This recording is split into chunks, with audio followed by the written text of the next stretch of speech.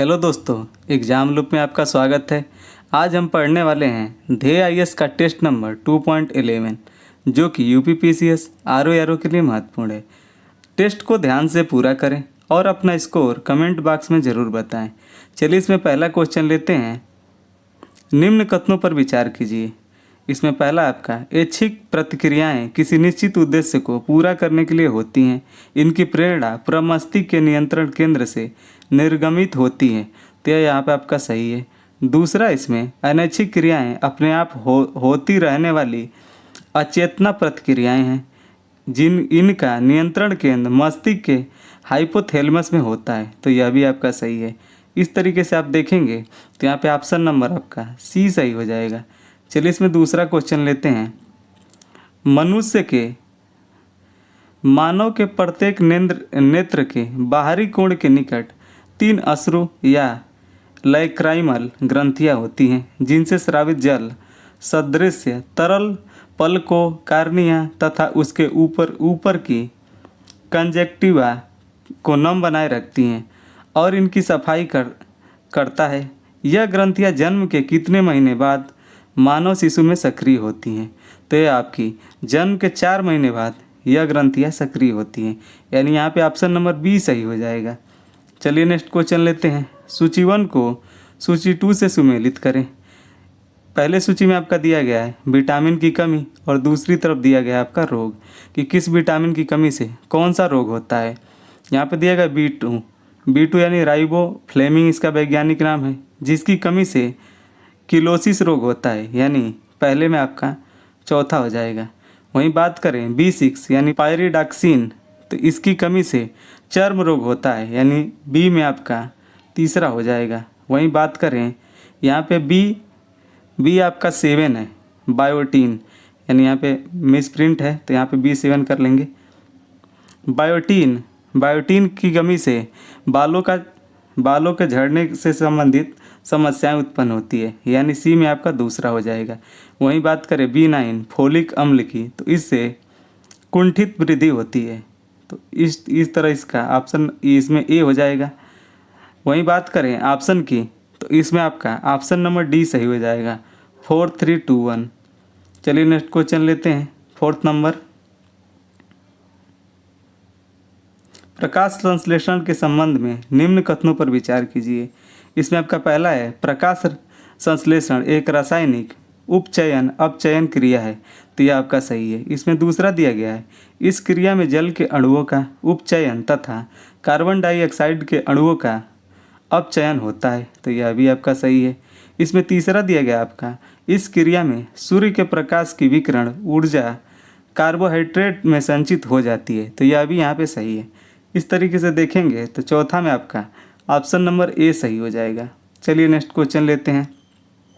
सूची 1 को सूची 2 से सुमेलित करें तथा कूट की सहायता से सही उत्तर का उत्तर चुनें। एक तरफ दिया गया आपका भूमिगत तने का प्रकार, दूसरी तरफ दिया गया उदाहरण, तो इसमें बताना है। जैसे कंद किसका उदाहरण है? आपका कंद में आलू आता है, तो यहाँ पे इसमें तीसरा हो जाएगा। बात करें सलकंद की, तो सलकंद में प्याज आता है, यानी इसके अनुसार आपका यहाँ पे बी में चौथा हो जाएगा। सलकंद के अंतर्गत प्याज तथा लहसुन को शामिल किया जाता है। वहीं धनकंद की बात करें तो इसके तहत बंडा, अरबी, केसर को सम्मिलित किया जाता है, तो धनकंद में आपका बंडा हो जाएगा। वहीं बात करें प्रकंद की, तो प्रकंद के अंतर्गत हल्दी को शामिल किया जाता है।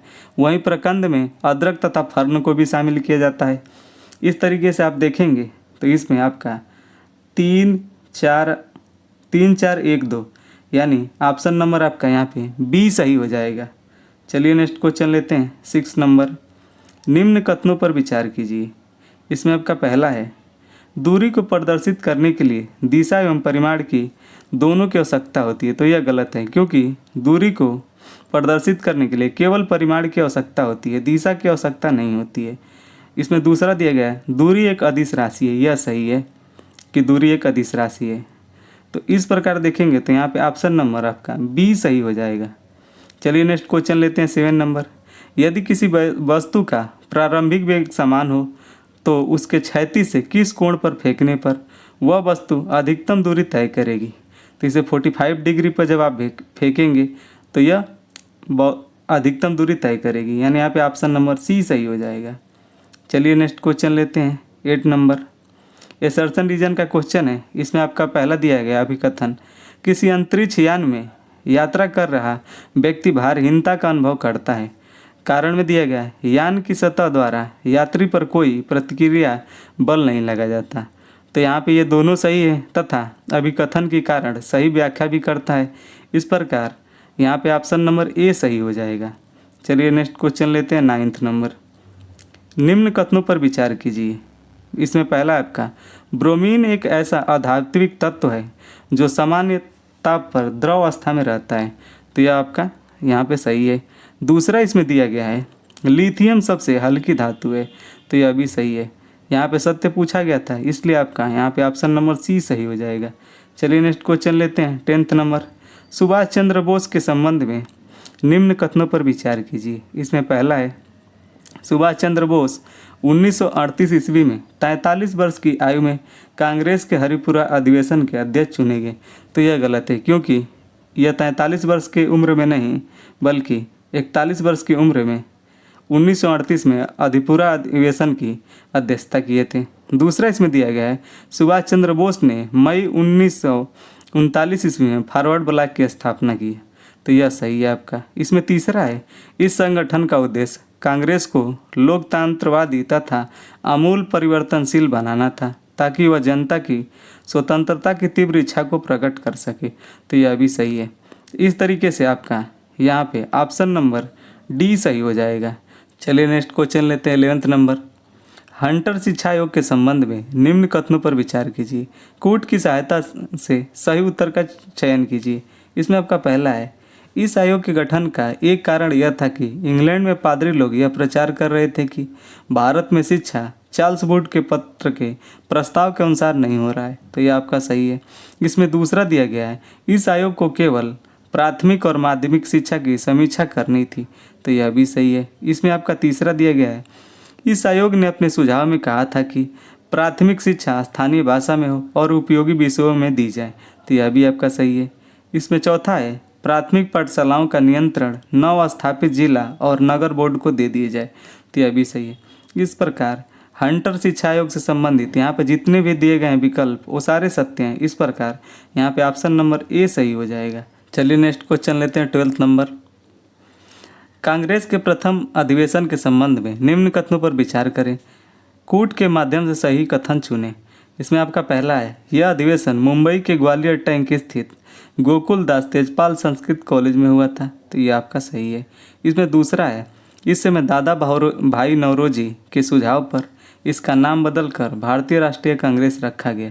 तो यह भी आपका सही है। इसमें तीसरा है, इस अधिवेशन में कुल 72 प्रतिनिधि शामिल हुए, जिसमें सबसे बड़ी मुंबई प्रेसिडेंसी से 39 थे। तो यह गलत है, क्योंकि मुंबई प्रेसिडेंसी से इसमें 38 सदस्यों को शामिल किया गया था, यानी 38 होना चाहिए थे यहाँ पे। चौथा इसमें दिया गया है, पहले यह अधिवेशन पुणे में होने वाला था, किंतु वहाँ प्लेग फैलने के कारण इसका स्थान बदलकर मुंबई कर दिया गया। तो यह भी सही है। इस प्रकार यहाँ पे देखेंगे तो ऑप्शन नंबर बी सही हो जाएगा। चलिए नेक्स्ट क्वेश्चन लेते हैं 13 नंबर। निम्न में से कौन विद्वान हर्षवर्धन के राज दरबार से संबंधित थे? तो हर्षवर्धन के राज दरबार से कौन संबंधित है यह बताना है। बाणभट्ट जी शामिल थे। जयसेन भी हर्षवर्धन के राज दरबार से संबंधित थे। मयूर तथा हरिदत्त, ये चारों हर्षवर्धन के राज दरबार से संबंधित थे। इस प्रकार यहाँ पे ऑप्शन नंबर ए सही हो जाएगा। चलिए नेक्स्ट क्वेश्चन लेते हैं 14 नंबर। एसर्शन तथा रीजन का क्वेश्चन है।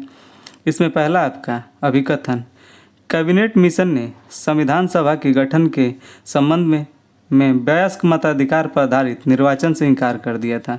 तो यह सही है।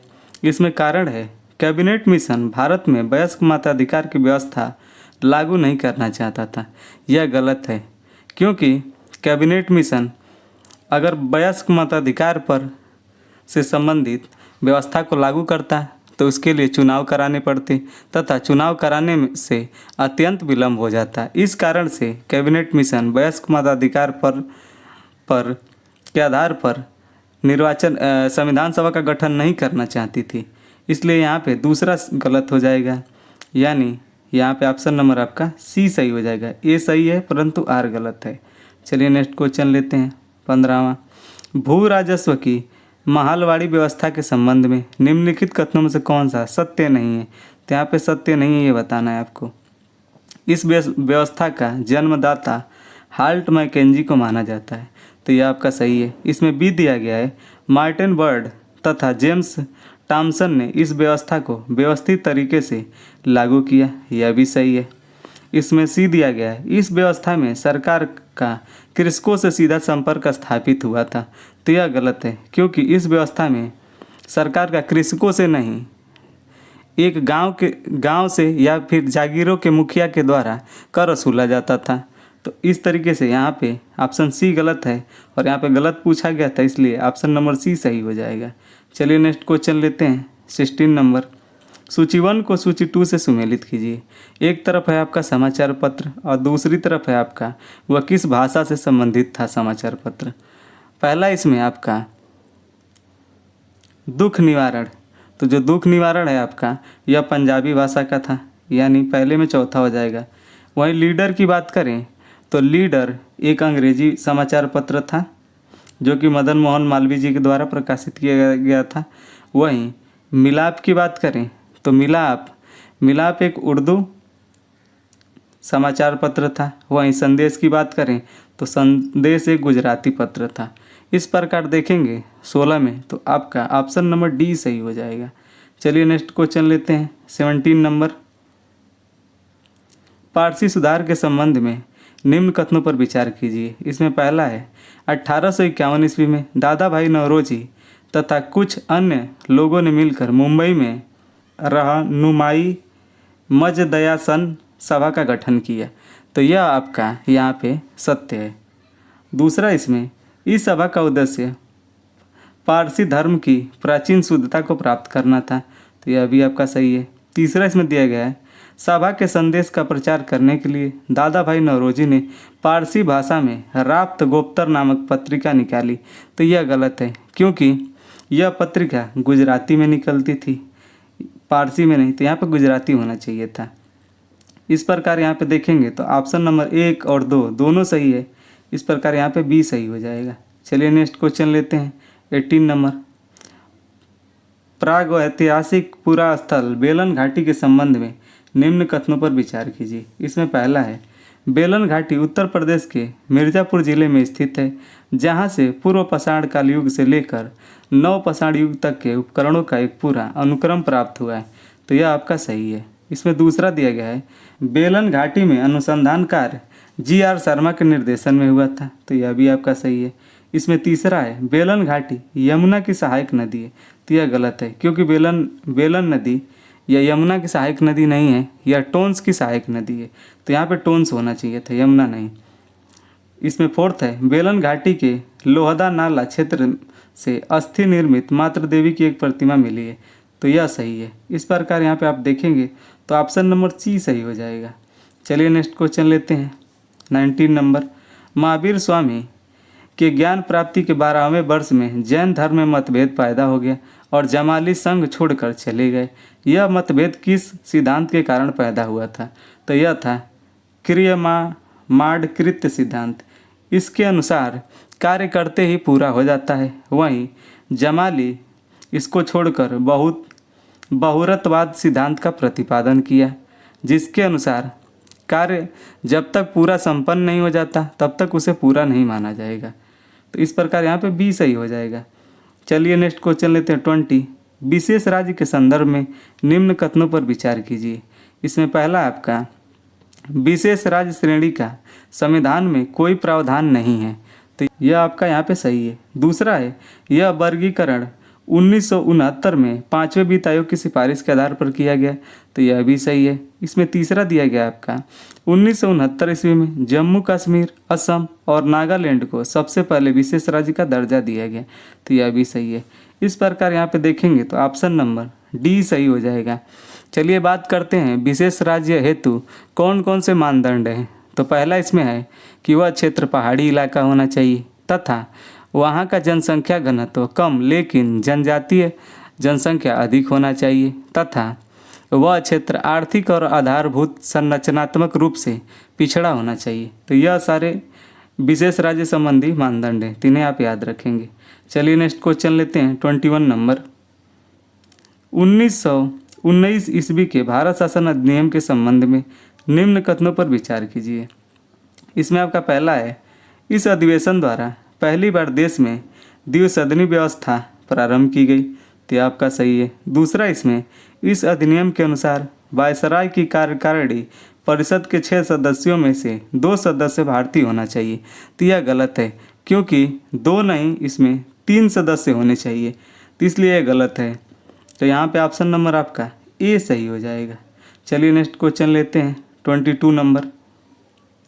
महान्यायवादी के संबंध में निम्न कथनों पर विचार कीजिए। इसमें पहला है, राष्ट्रपति उच्च न्यायालय का न्यायाधीश नियुक्त होने के लिए आहरित किसी व्यक्ति को भारत का महान्यायवादी नियुक्त करेगा, तो यह गलत है, क्योंकि इसमें उच्च न्यायालय का न्यायाधीश नहीं, उच्चतम न्यायालय की योग्यता होनी चाहिए, न कि उच्च न्यायालय का। इसमें दूसरा है आपका, महान्यायवादी को अपने कर्तव्य पालन में भारत के राज्य क्षेत्र में सभी न्यायालयों में सुनवाई करने का अधिकार होगा, तो यह सही है। इसमें तीसरा दिया गया है, महान्यायवादी राष्ट्रपति के प्रसाद पर्यंत पद धारण करता है, तो यह सही है। इसमें आपका चौथा है, महान्यायवादी ऐसा पारिश्रमिक प्राप्त करेगा जो संसद अविधारित करेगी, तो यह गलत है। महान्यायवादी की जो भी पारिश्रमिक होती है उसका निर्धारण राष्ट्रपति के द्वारा किया जाता है, तो इस प्रकार यह भी गलत हो जाएगा।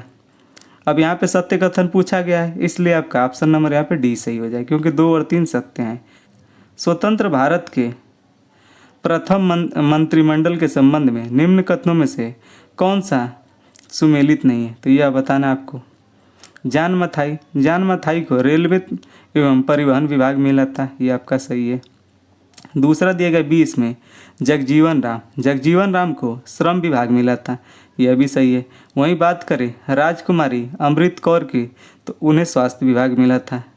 जबकि यहाँ पे जो सी दिया गया है वो गलत है, रफ़ी अहमद किदोई, इन्हें आपका वाणिज्य विभाग नहीं मिला था, इन्हें आपको संचार विभाग मिला था, तो यहाँ पे संचार विभाग होना चाहिए था, तो इसलिए यह गलत है और आपसे गलत पूछा गया था, इसलिए ऑप्शन नंबर यहाँ पे सी सही हो जाएगा। चलिए नेक्स्ट क्वेश्चन लेते हैं। उच्चतम न्यायालय ने किस बात में निर्णय दिया था कि अनुच्छेद 356 से संबंधित उद्घोषणा का न्यायिक पुनर्लोकन किया जा सकता है? यह है आपका मामला SR बम्बई केस 1994, यानी ऑप्शन नंबर यहाँ पे सी सही है। चलिए नेक्स्ट क्वेश्चन लेते हैं। 91वें संविधान संशोधन के द्वारा किए गए प्रावधानों के संबंध में विचार कीजिए। इसमें आपका पहला है, केंद्रीय मंत्रिपरिषद में प्रधानमंत्री समेत मंत्रियों की अधिकतम संख्या लोकसभा की कुल सदस्य संख्या के 15% से अधिक नहीं होगी, तो यह आपका सही है। इसमें दूसरा है, संसद के किसी भी सदन का सदस्य यदि दल बदल के आधार पर सदस्यता निरहत करार दिया जाता है तो ऐसा सदस्य मंत्री होने पर मंत्री के पद के लिए भी निरहक होगा, तो यह भी आपका सही है। इसमें तीसरा दिया गया है, 10वीं सूची में बड़ी तो बंद, जिसके अनुसार यदि किसी दल के 1/3 सदस्य दल बदल करते हैं तो उन्हें अयोग्य घोषित नहीं किया जा सकता तथा वह पूर्ववत बना रहेगा, तो यह गलत है, क्योंकि यह प्रावधान पहले था, अब इसे समाप्त कर दिया गया है, यानी यहाँ पे आप जो तीसरा दिया गया है वो गलत है। इस तरीके से आप देखेंगे तो 1 और 2 सही है, इसलिए यहाँ पे ऑप्शन नंबर बी सही हो जाएगा। चलिए नेक्स्ट क्वेश्चन लेते हैं 26 नंबर। एमनेस्टी इंटरनेशनल के संबंध में निम्न कथनों पर विचार कीजिए। इसमें पहला है, एमनेस्टी इंटरनेशनल की स्थापना 1961 में की गई थी, जिसका मुख्यालय लंदन में है, तो यह आपका यहाँ पे सही है।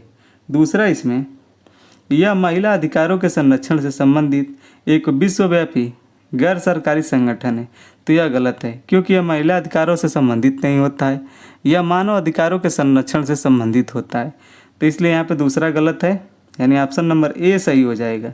चलिए नेक्स्ट क्वेश्चन लेते हैं 27 नंबर। राष्ट्रीय अनुसूचित जाति आयोग के संबंध में निम्नलिखित कथनों में से कौन सा सत्य नहीं है? तो यहाँ पे सत्य नहीं है, ये बताना है आपको।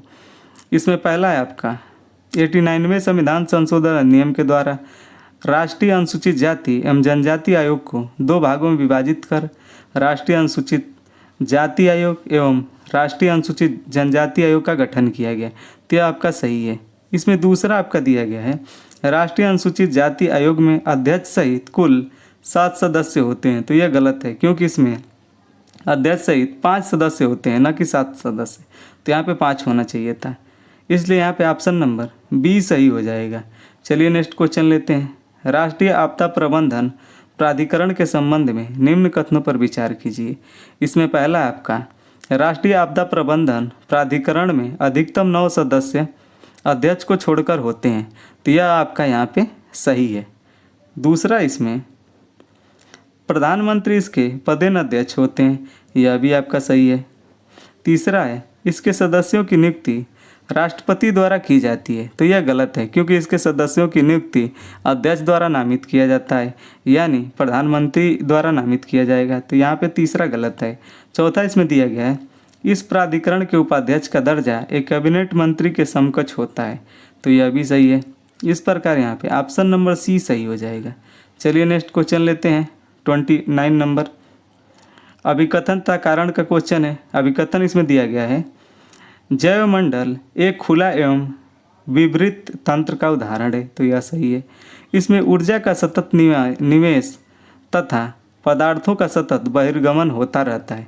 तो यह भी सही है। तथा अभिकथन का कारण सही व्याख्या भी करता है, इसलिए यहाँ पे ऑप्शन नंबर ए सही हो जाएगा। चलिए नेक्स्ट क्वेश्चन लेते हैं। वायुमंडल के आयन मंडल के संबंध में निम्न कथनों पर विचार कीजिए। इसमें इस मंडल में तापमान तेजी से बढ़ता है। तो यह आपका सही है। दूसरा है, इस मंडल की हवा विद्युत आवेशित होती है, जिसके कारण इस मंडल में वायु के कण विद्युत विसर्जन के कारण चमकने लगते हैं। तो यह भी सही है। इसमें तीसरा है, इस मंडल की डी परत मध्य और उच्च आवृत्ति की तरंगों को अवशोषित कर लेती हैं तथा लघु आवृत्ति की तरंगों को परावर्तित कर देती हैं। तो यहाँ पे तीसरा भी सही है, इसलिए आपका ऑप्शन नंबर डी सही हो जाएगा।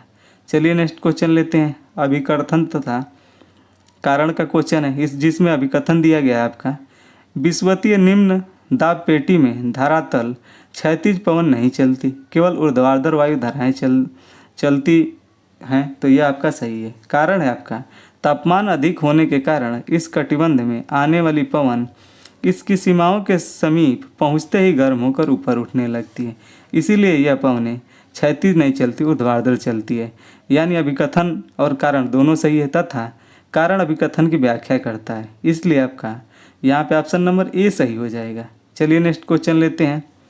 32 नंबर, निम्नलिखित में से कौन से कारक सागरीय लवणता को नियंत्रित या फिर प्रभावित करते हैं। इसमें आपका पहला तापमान लवणता को प्रभावित करता है। वर्षा भी करती है। नदियों का जल, इसके द्वारा भी लवणता नियंत्रित होती है तथा प्रभावित होती है। पवन, तो यहाँ पे जितने भी ऑप्शन दिए गए हैं वो सारे सही है। इस प्रकार यहाँ पे ऑप्शन नंबर डी सही हो जाएगा। चलिए नेक्स्ट क्वेश्चन लेते हैं। कनाडा में स्थित निम्नलिखित झीलों को उत्तर से दक्षिण क्रम में व्यवस्थित कीजिए। तो सबसे उत्तर में आपका पड़ता है बियर झील। बियर के बाद से आपका पड़ता है बृहद स्लेव झील यानी 4-2। उसके बाद से पड़ता है अथाबास्का, तो उसके बाद से 1 होना चाहिए था। और सबसे लास्ट में यानी सबसे दक्षिण में विनिपेग पड़ता है। तो इस तरीके से आप देखेंगे तो 4, 2, 1, 3 यानी ऑप्शन नंबर यहाँ पे बी सही हो जाएगा। चलिए नेक्स्ट क्वेश्चन लेते हैं। अकबर के समय फतेहपुर सीकरी में बने पंचमहल के संबंध में निम्न कथनों पर विचार कीजिए। इसमें पहला है, इस 5 मंजिला इमारत का आकार पिरामिड जैसा है। तो यह सही है।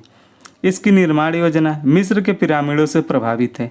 तो यह आपका गलत है, क्योंकि इसकी जो निर्माण योजना है नालंदा में बने हुए बहुमंजिले बौद्ध विहारों से ली गई है, न कि मिस्र के पिरामिडों से। इस प्रकार यहाँ पे ऑप्शन नंबर आपका ए सही हो जाएगा। चलिए नेक्स्ट क्वेश्चन लेते हैं।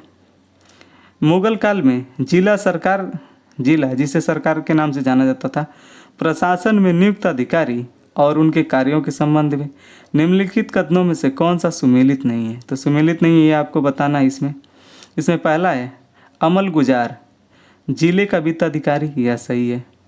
बीती कची, भूमि एवं लगान संबंधी सभी कागजात तैयार करने वाला अधिकारी, तो यह भी सही है। सिकदार, जिले का प्रमुख अधिकारी जो शांति व्यवस्था को बनाए रखता था, तो यह गलत है क्योंकि सिकदार परगना प्रशासन का मुख्य अधिकारी होता था, यह जिले का अधिकारी नहीं होता था। वहीं बात करें खजानदार, तो यह सरकारी खजाने की सुरक्षा करने वाला अधिकारी था।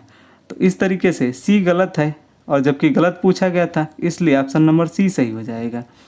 एक आवश्यक सूचना, जिन दोस्तों को यूनियन बजट तथा इकोनॉमिक सर्वे से संबंधित वीडियो देखना है हमारे चैनल पर विजिट करें, जहां ये दोनों टॉपिक हमारे द्वारा ऑब्जेक्टिव फॉर्म में कराया गया है।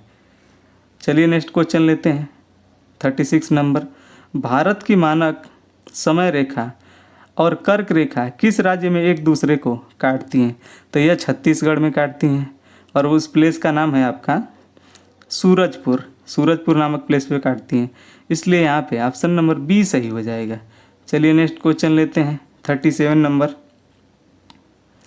अभिकथन तथा कारण का क्वेश्चन है। इसमें दिया गया पहला आपका अभिकथन, लगभग समान अक्षांशीय तथा देशांतर विस्तार होने पर भी भारत की उत्तर दक्षिण लंबाई तथा पूर्व पश्चिम चौड़ाई में विषमता पाई जाती है, तो यह सही है।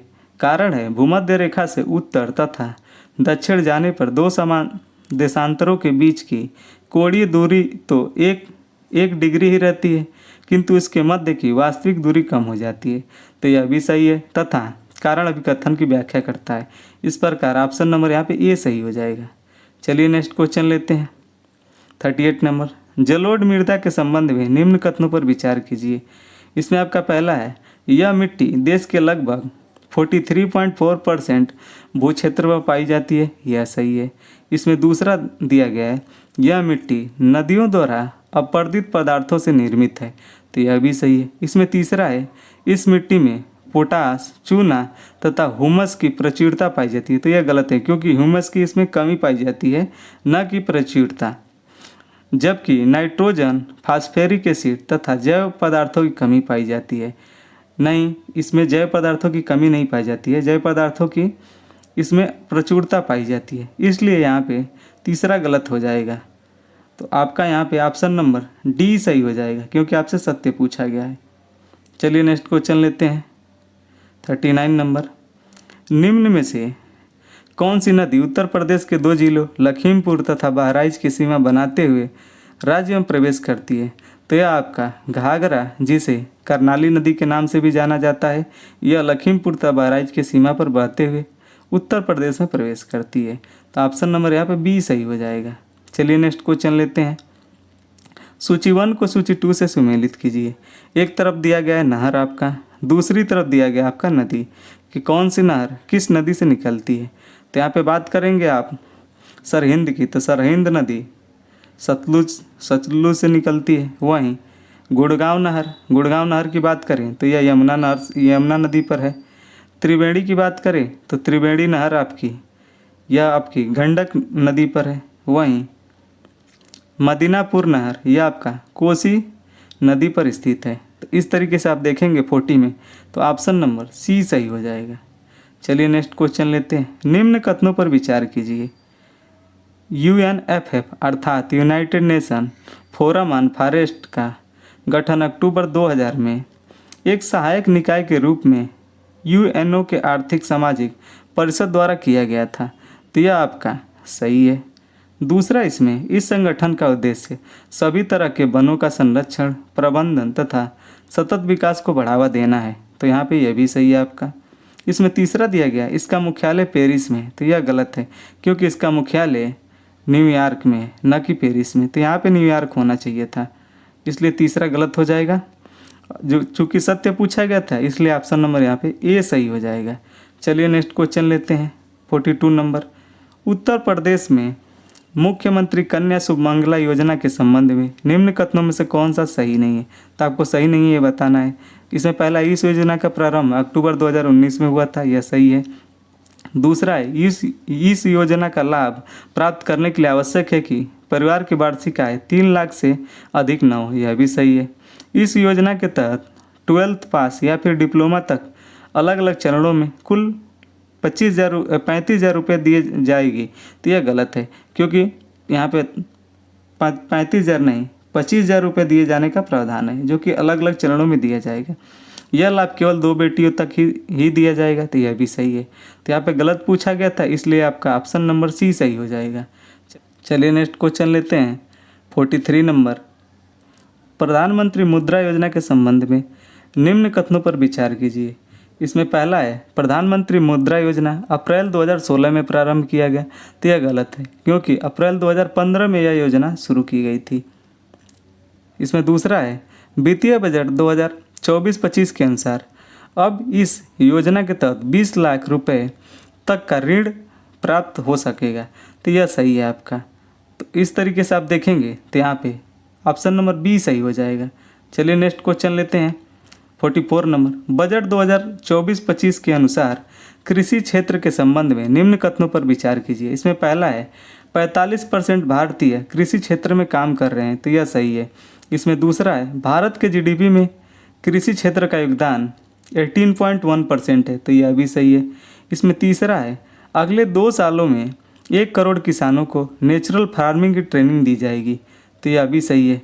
इसमें आपका चौथा है, नेचुरल फार्मिंग के लिए 10,000 बायो इनपुट रिसोर्स सेंटर बनाए जाएंगे, तो यह भी आपका सही है। इस प्रकार आप देखेंगे तो यहाँ पे ऑप्शन नंबर ए सही हो जाएगा। चलिए नेक्स्ट क्वेश्चन लेते हैं 45 नंबर। बजट 2024-25 के अनुसार सरकार की आय के महत्वपूर्ण स्रोत कौन से हैं? सही क्रम में व्यवस्थित करें। इसमें आपका दिया गया है जीएसटी तथा अन्य कर, निगम कर, केंद्रीय उत्पादन शुल्क तथा आयकर।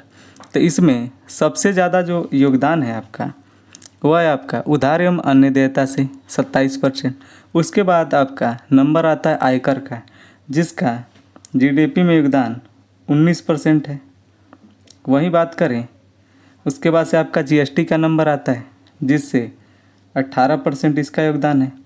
इसके बाद से निगम कर का आता है, निगम कर का योगदान आपका 17% है। वहीं बात करें केंद्रीय उत्पादन शुल्क का, तो इसका योगदान 5% है। तो इस तरीके से देखेंगे तो आय कर, उसके बाद से आपका जीएसटी होना चाहिए, तो फिर निगम कर, यानी 4 1 2 3 यानी ऑप्शन नंबर यहाँ पे सी सही हो जाएगा। चलिए नेक्स्ट क्वेश्चन लेते हैं 46 नंबर। बजट 2024-25 के अनुसार विभिन्न क्षेत्र के लिए आवंटित बजट के संबंध में निम्न कथनों में से कौन सा सही नहीं है? तो आपको सही नहीं है ये बताना है। रक्षा के लिए 4,54,777 करोड़ रुपए दिए जाने की घोषणा की गई, जो कि सही है। ग्रामीण विकास के लिए आपका 2,65,808 लाख करोड़ रुपए, तो यह भी सही है आपका। वहीं शिक्षा की बात करें तो 1,25,638 लाख करोड़ रुपए दिए जाने का बजट में प्रावधान किया गया है, यह भी सही है यहाँ पे। स्वास्थ्य की बात करें तो 86,287, यह गलत है, क्योंकि स्वास्थ्य क्षेत्र में आपका 89,287 की बात की गई है, यानी यहाँ पे 89,000 होना चाहिए था, तो यह गलत है, इसलिए यहाँ पे गलत पूछा गया था, यानी ऑप्शन नंबर आपका डी सही हो जाएगा। चलिए नेक्स्ट क्वेश्चन लेते हैं। सूची 1 को सूची 2 से सुमेलित कीजिए। इसमें आपका एक तरफ दिया गया है कंपनी और दूसरी तरफ इस कंपनी की स्थापना किस वर्ष में हुई है यह बताना है आपको। यहाँ पे इंडियन टेलीफोन इंडस्ट्री, तो इंडियन टेलीफोन इंडस्ट्री की बात करें तो इसकी स्थापना 1950 ईस्वी में हुआ था। वहीं भारत इलेक्ट्रॉनिक्स लिमिटेड, तो भारत इलेक्ट्रॉनिक्स लिमिटेड की स्थापना 1954 ईस्वी में हुआ था। वहीं बात करें इलेक्ट्रॉनिक्स कारपोरेशन ऑफ इंडिया, तो इसकी स्थापना 1970 ईस्वी में किया गया था, यानी ये वहीं भारत है भी इलेक्ट्रॉनिकल लिमिटेड, तो इसकी बात करें तो इसकी स्थापना 1964 ईस्वी में हुआ था। इस तरीके से आप देखेंगे तो 3 4 1 2 यानी यहाँ पे ऑप्शन नंबर बी सही हो जाएगा। चलिए नेक्स्ट क्वेश्चन लेते हैं 48 नंबर। G7 के संबंध में निम्न कथनों पर विचार कीजिए। इसमें पहला दिया गया है औद्योगिक दृष्टि से विकसित देशों के समूह G7 की स्थापना 1975 ईस्वी को की गई थी, तो यह सही है। इसमें दूसरा दिया गया है विश्व के 6 प्रमुख औद्योगिक राष्ट्र America, Canada, Britain, France, Italy तथा जर्मनी इसके संस्थापक सदस्य हैं, तो यह गलत है, क्योंकि इसमें कनाडा नहीं था, कनाडा के स्थान पे जापान होना चाहिए था। बाकी जितने भी यहाँ पे विकल्प दिए गए हैं वो सारे सत्य हैं। इस प्रकार आप देखेंगे तो ऑप्शन नंबर यहाँ पे ए सही हो जाएगा। चलिए नेक्स्ट क्वेश्चन लेते हैं। भुगतान संतुलन के संबंध में निम्न कथनों में क्या क्या सम्मिलित होते हैं, यानी भुगतान संतुलन में किसे किसे शामिल किया जाता है। दृश्य व्यापार, यह सही है, दृश्य व्यापार को, अदृश्य व्यापार इसे भी, तथा ऋण को भी इसमें शामिल किया जाता है। इस तरीके से यहाँ पे देखेंगे तो इसमें ऑप्शन नंबर डी सही हो जाएगा। चलिए नेक्स्ट क्वेश्चन लेते हैं। भारतीय प्रतिभूति एवं विनिमय बोर्ड सेबी के संबंध में निम्न कथनों में से कौन सा सही है। कूट के माध्यम से सही उत्तर चुनिए। इसमें पहला है, यह एक गैर संवैधानिक संस्था है जिसकी स्थापना संसद के एक कानून पास करके अप्रैल 1988 में किया गया था, तो यह सही है आपका। इसमें दूसरा है, 30 जनवरी 1952 को एक अध्यादेश द्वारा इस संस्था को वैधानिक दर्जा भी प्रदान किया गया है, तो यह भी इसमें सही है आपका। इसमें आपका तीसरा है, इसका मुख्यालय आपका मुंबई में है, तो यह भी आपका यहाँ पे सही है। वहीं बात करें नेक्स्ट, इसमें दिया गया आपका इसके क्षेत्रीय कार्यालय कोलकाता, दिल्ली तथा चेन्नई में स्थापित हैं, तो यह भी सही है। इस प्रकार यहाँ पे जितना भी दिया गया है सेबी के संबंध में सारा विकल्प सही है, इसलिए ऑप्शन ए सही हो जाएगा। चलिए नेक्स्ट क्वेश्चन लेते हैं। 1855 के संथाल हुल के संदर्भ में निम्नलिखित कथनों में से कौन सा असत्य है, तो यहाँ पर असत्य बताना है। इसमें पहला है, मेजर बर्रो के नेतृत्व में भेजी गई सैनिक टुकड़ी संथालों से संघर्ष में पराजित हुई, तो यह सही है। इसमें दूसरा दिया गया आपका, गोक को गोडा नामक स्थान का एक महत्वपूर्ण नेता था, तो यह भी सही है। इसमें तीसरा दिया गया, यह विद्रोह भागलपुर से बर्धमाना तक फैला था, यह भी सही है। इसमें आपका डी दिया गया है, आप महाजन दीप दयाल संथालों के सहयोगी थी, तो यह गलत है क्योंकि यह संथालों के सहयोगी नहीं विरोधी थे तथा संथालों के एक शोषणकर्ता के रूप में भी इन्हें जाना जाता है, तो इसलिए यहाँ पे आपका डी सही हो जाएगा। चलिए नेक्स्ट क्वेश्चन लेते हैं। निम्न कथनों में से कौन सा एक सुमेलित नहीं है, तो यहाँ पे सुमेलित नहीं है बताना है। आपका पहला है, राष्ट्रीय पोषण संस्थान हैदराबाद, यह सही है कि राष्ट्रीय पोषण संस्थान आपका हैदराबाद में है। दूसरा इसमें पारिस्थितिकी विज्ञान केंद्र, यह गलत है, यह पुणे में नहीं, यह बेंगलोर में है आपका, तो यहाँ पे बेंगलुरु होना चाहिए था, तो इसलिए बी आपका गलत है और गलत पूछा गया था, इसलिए यह सही है। चलिए नेक्स्ट क्वेश्चन लेते हैं। 53 नंबर, सूची 1 को सूची 2 से सुमेलित करिए। एक तरफ दिया गया एक्ट और एक तरफ दिया गया वर्ष। वर्नाकुलर प्रेस एक्ट, तो यह आपका 1878 ईस्वी में आया था। वहीं बात करें बंगाल टेंसी की, तो यह आपका 1885 ईस्वी में आया था। जबकि डायमेट्रिक परफॉर्मेंस एक्ट की बात करें तो यह आपका 1876 ईस्वी में आया था। डी है आपका north western provinces and Awadh act, तो यह आपका 1890 ईस्वी में आया था। इस तरीके से आप देखेंगे तो 3, 1, 2, 4 यानी ऑप्शन नंबर यहाँ पे ए सही हो जाएगा। चलिए नेक्स्ट क्वेश्चन लेते हैं। 54 नंबर, उत्तर प्रदेश में ग्राम प्रधान को हटाने के लिए बुलाई गई बैठक की सूचना कितने दिन पूर्व देना आवश्यक होता है, तो यह 15 दिन पूर्व देना इसमें आवश्यक होता है, यानी ऑप्शन नंबर यहाँ पे बी सही हो जाएगा। चलिए नेक्स्ट क्वेश्चन लेते हैं। निम्नलिखित कथनों में से कौन सा पुष्यमित्र सिंह के संबंध में सत्य है, तो पुष्यमित्र सिंह के बारे में बताना है। इसमें पहला है, यह अंतिम मौर्य शासक बृहद्रथ का सेनापति था, तो यह सही है। इसमें दूसरा है, यह शुंग वंश का संस्थापक था, यह भी सही है। इसने 2 अश्वमेध यज्ञ किया, तो यह भी आपका सही है। तो इस तरीके से देखेंगे तो यहाँ पे ऑप्शन नंबर डी सही हो जाएगा। चलिए नेक्स्ट क्वेश्चन लेते हैं। निम्नलिखित में से किस एक में सर्वाधिक ऊर्जा की आवश्यकता होती है, तो हाइड्रोजन चक्र में सबसे ज़्यादा ऊर्जा की आवश्यकता होती है, तो यहाँ पे ऑप्शन नंबर बी सही हो जाएगा। चलिए नेक्स्ट क्वेश्चन लेते हैं। निम्नलिखित में से कौन सा एक जैन धर्म से संबंधित नहीं है, तो यहाँ पे बताना है कि जैन धर्म से संबंधित कौन सा नहीं है। सनवर या जैन धर्म से संबंधित है, निर्जरा भी जैन धर्म से संबंधित है तथा बंधन भी जैन धर्म से संबंधित है। वहीं निर्माण की बात करें तो निर्माण आपका यह बौद्ध धर्म से संबंधित है, यानी यहाँ पे ऑप्शन नंबर सी सही हो जाएगा। चलिए नेक्स्ट क्वेश्चन लेते हैं। इसमें 58 नंबर, निम्नलिखित में से किस एक स्थान पर सितार और सुरबहारा संगीत के इमदाद खानी घराने के लिए जाना जाता है।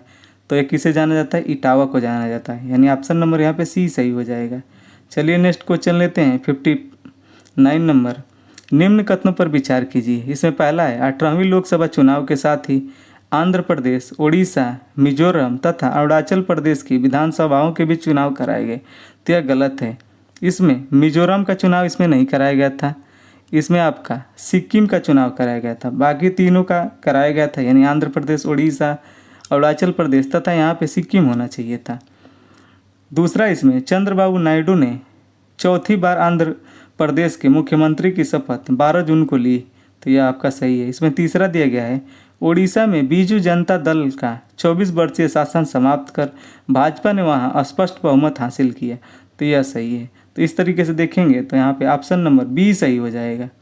चलिए नेक्स्ट क्वेश्चन लेते हैं 60 नंबर। निम्न कथनों पर विचार कीजिए। इसमें पहला है भारत में संघात्मक शासन व्यवस्था अपनाने के पीछे इसकी बहुआयामी विविधताओं में से एक राष्ट्र का निर्माण करना और राष्ट्रीय एकता को संरक्षित करना था। तो यह सही है आपका। इसमें दूसरा है संघात्मक संरचना से विविधताओं के मध्य सामंजस्य से एक सशक्त भारतीय राष्ट्र का निर्माण हुआ है। तो यह भी आपका सही है। इस प्रकार देखेंगे तो 60 में आपका ऑप्शन नंबर सी सही हो जाएगा। चलिए नेक्स्ट क्वेश्चन देखते हैं। राज्य पुनर्गठन आयोग फजल अली आयोग ने किसी राज्य के पुनर्गठन योजना के लिए 4 बड़े कारकों की पहचान की। निम्न में से उन कारकों में से शामिल नहीं था। तो यह बताना है आपको। इसमें पहला है देश की एकता एवं सुरक्षा का अनुरक्षण एवं संरक्षण। यह आपका सही है। इसमें दूसरा है एक राज्य एक भाषा के सिद्धांत को अपनाया गया। तो यह गलत है, क्योंकि इसमें एक राज्य एक भाषा की बात नहीं की गई थी। इसमें तीसरा आपका भाषाई एवं सांस्कृतिक एकरूपता, इसे शामिल किया गया था। वित्तीय एवं आर्थिक तथा प्रशासनिक तर्क। तो यह भी सही है। तो इस प्रकार यहाँ पे ऑप्शन बी सही हो जाएगा। चलिए नेक्स्ट क्वेश्चन लेते हैं 62। निम्न में से किन्हें सर्वोच्च न्यायालय के निर्णय के अनुसार मौलिक अधिकारों के रूप में मान्यता दी गई है? कूट की सहायता से सही उत्तर का चुनाव कीजिए। इसमें पहला है अच्छे पर्यावरण का अधिकार। तो यह सही है कि इसे मौलिक अधिकार आर्टिकल 21 में शामिल किया गया है। एकांत कारावास के विरोध अधिकार। यह भी आपका सही है। इसमें आपका तीसरा है अभिरक्षा में हिंसा के विरुद्ध अधिकार। यह भी सही है। चौथा है पीने योग्य शुद्ध जल का अधिकार। तो यह भी सही है। तो जितने भी यहाँ पे विकल्प दिए गए हैं मौलिक अधिकार के रूप में इन्हें शामिल किया गया है। तो इस तरीके से यहाँ पे ऑप्शन नंबर ए सही हो जाएगा। चलिए नेक्स्ट क्वेश्चन लेते हैं। निम्नलिखित में से कौन सा सत्य नहीं है? तो आपको यहाँ पे बताना है कि कौन सा इसमें सत्य नहीं है। इसमें पहला है 1969 में मद्रास का नाम बदलकर तमिलनाडु राज्य रखा गया। तो यह आपका यहाँ पे सही है। दूसरा, इसमें 1992 ईस्वी में संघ शासित प्रदेश दिल्ली का नाम बदलकर राष्ट्रीय राजधानी क्षेत्र दिल्ली रखा गया। यह भी सही है। इसमें तीसरा आपका 1973 ईस्वी में मैसूर राज्य का नाम बदलकर कर्नाटक रखा गया। तो यह भी सही है। इसमें डी दिया गया है 1974 ईस्वी में मिनिकॉय और अमीन दीवी द्वीप समूह का नाम बदलकर लक्षद्वीप रखा गया।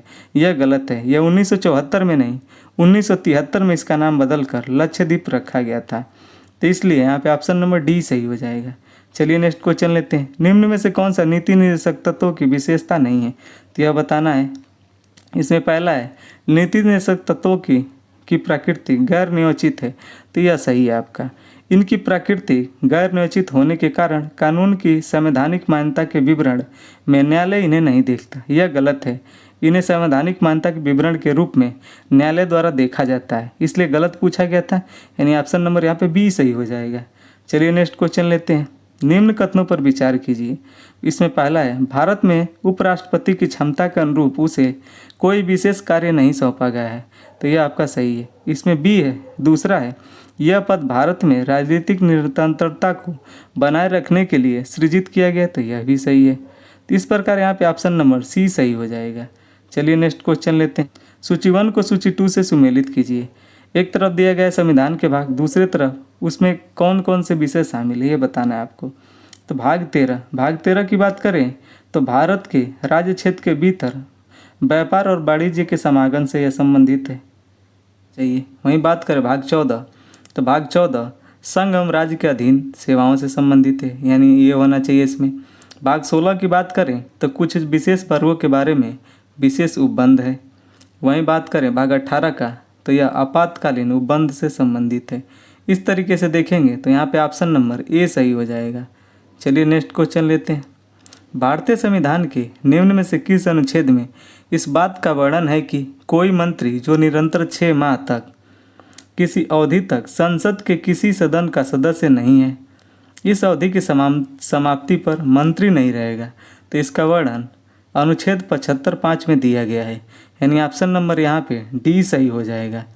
चलिए नेक्स्ट क्वेश्चन लेते हैं। अभिकथन तथा कारण का क्वेश्चन इसमें देखेंगे। अभिकथन दिया गया है, भारतीय संविधान में अल्पसंख्यक शब्द को विधिवत परिभाषित किया गया है। तो यह गलत है, क्योंकि भारतीय संविधान में अल्पसंख्यक की कोई परिभाषा नहीं दी गई है। वहीं बात करें अल्पसंख्यक आयोग एक संवैधानिक निकाय, तो यह सही है आपका। इस तरीके से देखेंगे तो यहाँ पे ऑप्शन नंबर डी सही हो जाएगा। चलिए नेक्स्ट क्वेश्चन लेते हैं 69 नंबर। निम्नलिखित में से कौन से उच्चतम न्यायालय की अपीलीय क्षेत्राधिकार के अंतर्गत आता है? तो इसमें पहला है 2 या 2 से अधिक राज्यों के बीच का विवाद, तो यह आपका अपीलीय क्षेत्राधिकार में नहीं आता है, यह उच्चतम न्यायालय के प्राथमिक अधिकार में आता है, तो इसलिए यह गलत है। दूसरा दिया गया है संविधान की व्याख्या से संबंधित मामले, तो यह उच्चतम न्यायालय के अपीलीय क्षेत्राधिकार में आता है, यह सही है। विशेष इजाज़त से अपील, तो यह भी इसमें शामिल है। इस तरीके से देखेंगे तो यहाँ पे ऑप्शन नंबर बी सही हो जाएगा। चलिए नेक्स्ट क्वेश्चन लेते हैं 70 नंबर। निम्न कथनों में से कौन सा युग्म सही सुमेलित नहीं है? निम्नलिखित में से बताना है कौन सा युग्म सही सुमेलित नहीं है। इसमें एक तरफ दिया गया आपका संविधान के प्रावधान, दूसरी तरफ दिया गया देश। तो इसमें पहला आपका याचिकाएं रिट, तो रिट यूनाइटेड किंगडम से लिया गया है, यह आपका सही है। वहीं बात करें संयुक्त बैठक आयरलैंड, यह गलत है, क्योंकि संयुक्त बैठक का प्रावधान ऑस्ट्रेलिया से लिया गया है, तो यहाँ पे ऑस्ट्रेलिया होना चाहिए था। सहकारी संघवाद ऑस्ट्रेलिया से, उपराष्ट्रपति की भूमिका यूएसए से, तो यह भी सही है। तो इस तरीके से यहाँ पे ऑप्शन नंबर बी सही हो जाएगा, क्योंकि आपसे गलत पूछा गया था। चलिए नेक्स्ट क्वेश्चन लेते हैं। सूची 1 को सूची 2 से सुमेलित कीजिए। एक तरफ दिया गया आपका खनिज और दूसरी तरफ दिया गया आपका उत्पादक क्षेत्र कोयला, तो कोयला आपका डोनास्क बेसिन से इसका उत्पादन होता है। वहीं बात करें पेट्रोलियम का, तो पेट्रोलियम बाकू से, जो कि अजरबैजान की राजधानी है, यानी चौथा। बॉक्साइट की बात करें तो बॉक्साइट आपका गुआना। मैग्नीज की बात करें तो निकोपोल, यानी इसमें तीसरा हो जाएगा। इस तरीके से देखेंगे तो 71 में आपका ऑप्शन नंबर ए सही हो जाएगा। चलिए नेक्स्ट क्वेश्चन लेते हैं 72 नंबर। टोबिन टैक्स का उद्देश्य है, तो टोबिन टैक्स का उद्देश्य किससे है? तो यह बताना है आपको, विदेशी मुद्रा बाजार में अटकलों और अस्थिरता को हतोत्साहित करने के लिए टोबिन टैक्स लगाया जाता है, यानी ऑप्शन नंबर यहाँ पे ए सही हो जाएगा। चलिए नेक्स्ट क्वेश्चन लेते हैं। निम्न युग्मों में से बेमेल युग्म का चयन करें, तो बेमेल युग्म बताना है, यानी जो गलत है उसे बताना है। मानसूनी वन, तो सागौन और साल, तो ये मानसूनी वन होते हैं, यह सही है। भूमध्य सागरीय वन, ओक और जैतून, यह भी सही है, क्योंकि वहाँ पे सिट्रिक फल होते हैं भूमध्य सागर क्षेत्र में। बात करें सदाबहार वर्षा वन, तो यहाँ पे दिया गया है हेमलॉक और स्प्रू, तो यह गलत है, क्योंकि यह शीतोष्ण कोणधारी वन होते हैं हेमलॉक और स्प्रू। वहीं बात करें सदाबहार वन की, तो इसमें रोजवुड को शामिल किया जाता है। और चौथा दिया गया है शीतोष्ण कोणधारी वन, तो इसमें देवदार और चीड़ शामिल होते हैं, यह भी सही है। इस प्रकार यहाँ पे ऑप्शन नंबर बी सही हो जाएगा, क्योंकि यहाँ पे गलत पूछा गया था। चलिए नेक्स्ट क्वेश्चन लेते हैं। निम्नलिखित में से कौन सा आनुवांशिक रोग नहीं है, यह बताना है। तो एल्केप्टोनूरिया, यह है आपका आनुवांशिक रोग। दूसरा आपका फेनिल कीटोन्यूरिया, यह भी है आपका। सी है हीमोफीलिया, तो यह भी आपका आनुवांशिक रोग है। वहीं बात करें डी में रिकेटस का, तो यह आनुवांशिक रोग नहीं है, यह एक विटामिन की कमी से होने वाला रोग है, जो कि विटामिन डी की कमी से होता है। तो यहाँ पे ऑप्शन नंबर डी सही हो जाएगा। चलिए नेक्स्ट क्वेश्चन लेते हैं। एसर्शन रीजन का क्वेश्चन है, इसमें अभिकथन है आपका मिजोरम को मेलेसिस बेसिन भी कहा जाता है, यह सही है।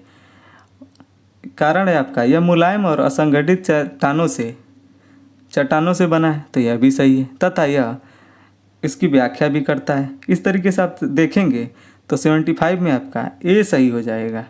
चलिए नेक्स्ट क्वेश्चन लेते हैं। 76 नंबर, ईस्ट इंडिया कंपनी के संबंध में निम्न कथनों पर विचार कीजिए। तो ईस्ट इंडिया कंपनी के संबंध में आपको बताना है।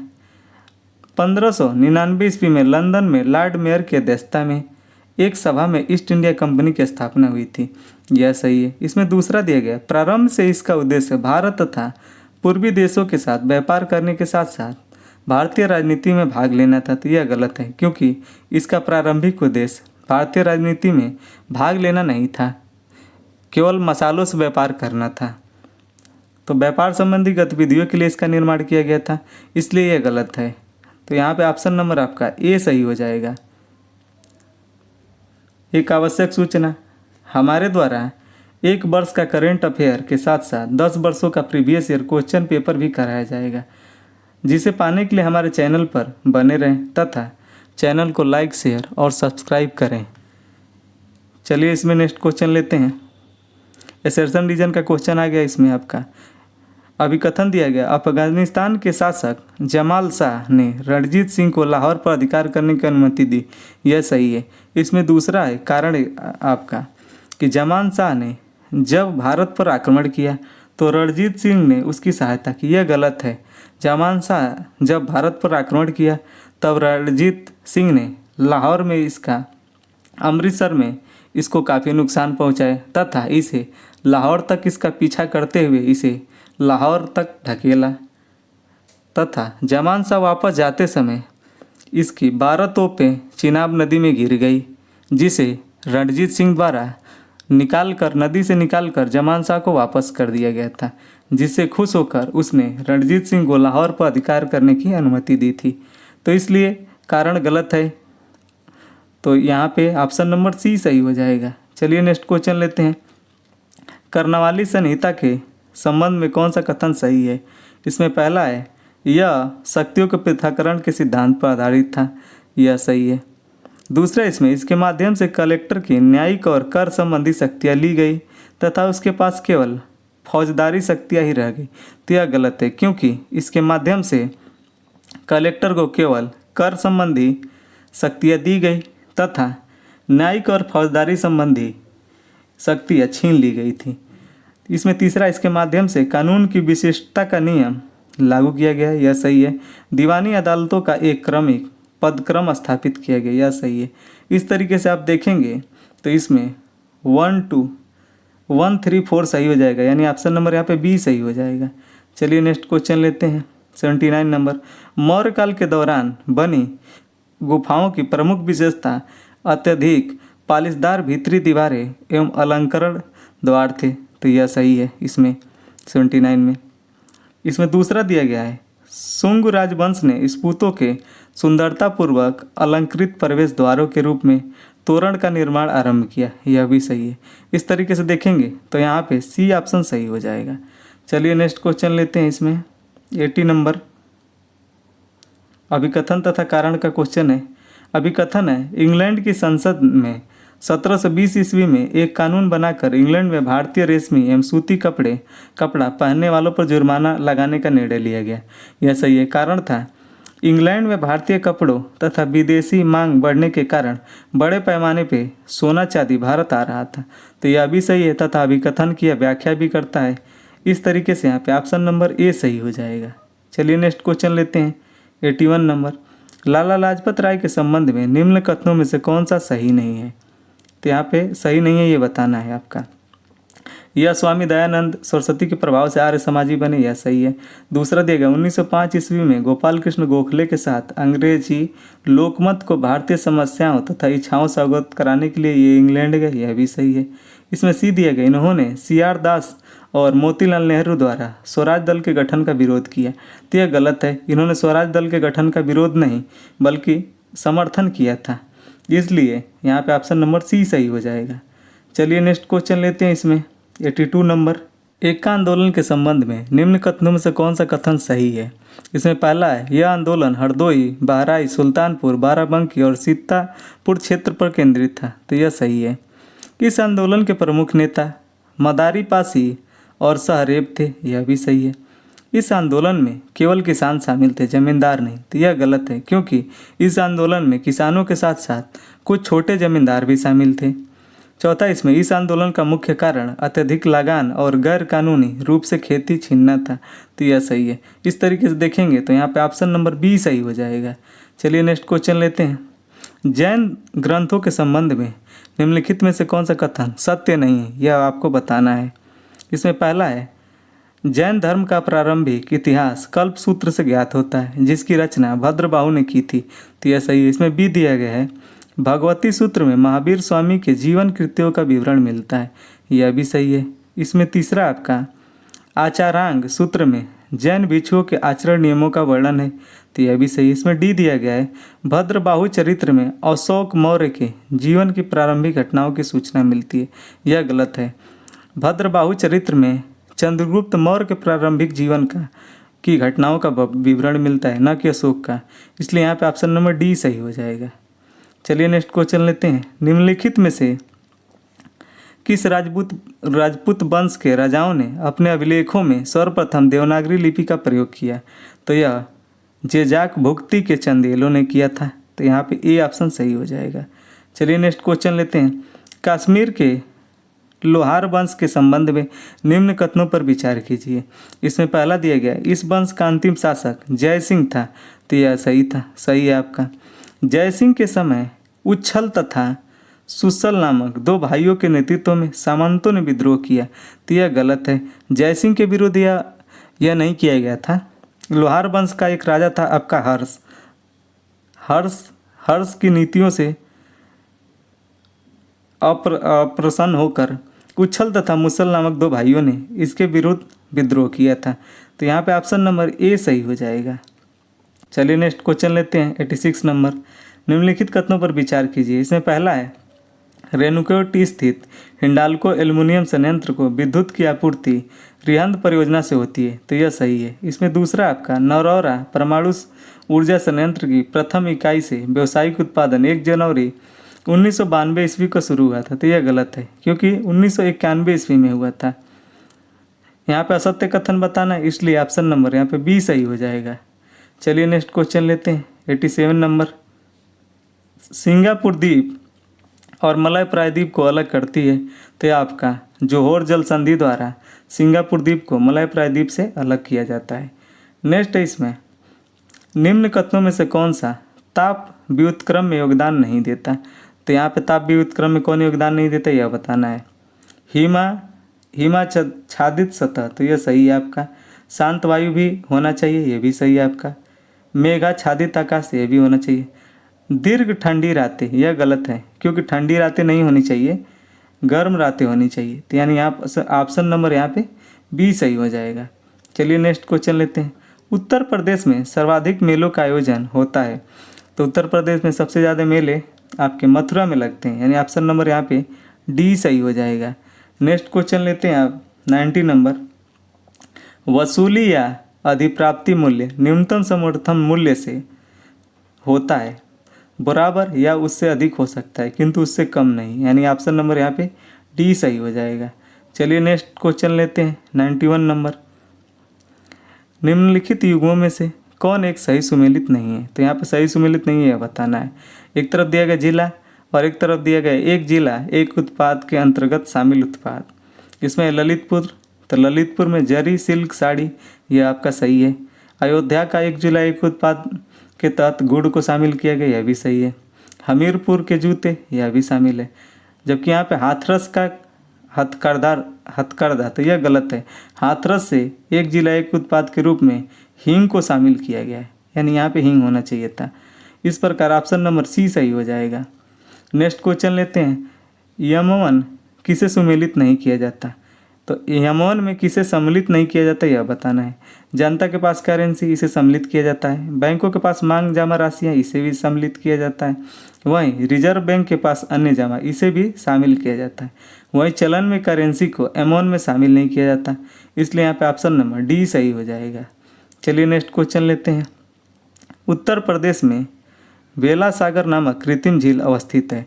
तो बेला सागर नामक कृत्रिम झील उत्तर प्रदेश के महोबा जिले में स्थित है। यानी 93 में आपका सी सही हो जाएगा। नेक्स्ट क्वेश्चन लेते हैं इसमें 94 नंबर।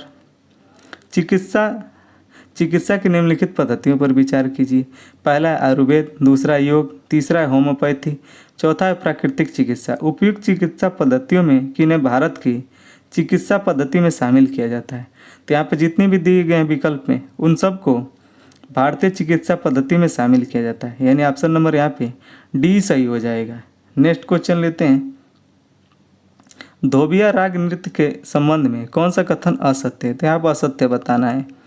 यह बुंदेलखंड क्षेत्र का प्रसिद्ध लोक नृत्य है। तो यह गलत है क्योंकि यह पूर्वांचल का है, न कि बुंदेलखंड का। तो यहाँ पे ऑप्शन नंबर ए सही हो जाएगा।